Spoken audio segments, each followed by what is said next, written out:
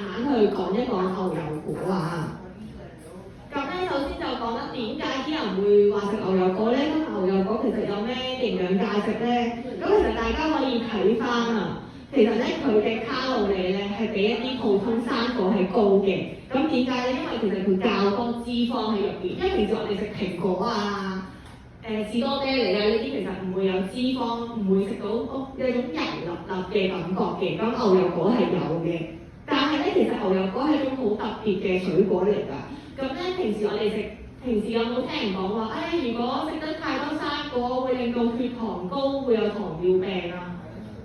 係啦，咁牛油果啦，雖然佢係水果，但係咧，其實佢咧係用脂肪去組成嘅，就比較多脂肪喺入邊啦。佢嘅糖分其實好少嘅，佢咧有9克嘅碳水化合物啊，但係其實當中全部差唔多啦，都係一啲纖維嚟嘅。但係睇翻啦，可能橙啊呢啲咧，其實佢嘅一啲碳水化合物啦，主要都係糖嚟嘅，就得好少纖維嘅啫。所以咧，佢呢一種生果咧就叫比較特別少少啦。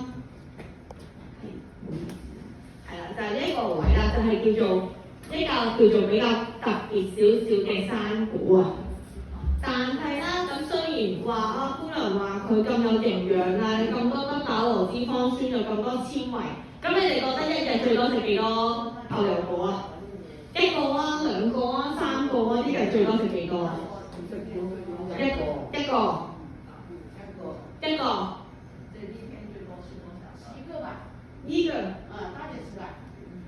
好，咁一起吃嗎？都好的，這個是一個很好的建議啊。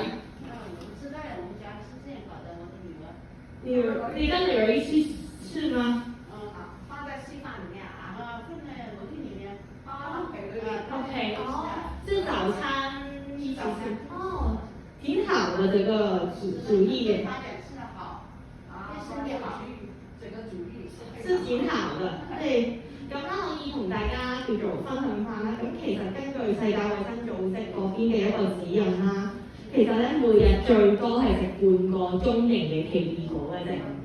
中型，因為咧我冇聽我啲老友記講咧，其實而家有啲係細個啲咁樣嘅。但係咧，如果你話我平時買正常 size，最好半個就夠啦。因為咧點解咁講咧？因為雖然好嘅脂肪啊。其實都係脂肪嚟嘅咋，即係佢嘅卡路里啊、熱量啊，同一啲唔好嘅脂肪都係一樣。咁最好半個啦。咁好似啱啱後面朋友講啦，就係同屋企人分享食一人少少咁，其實一個最好嘅方法嚟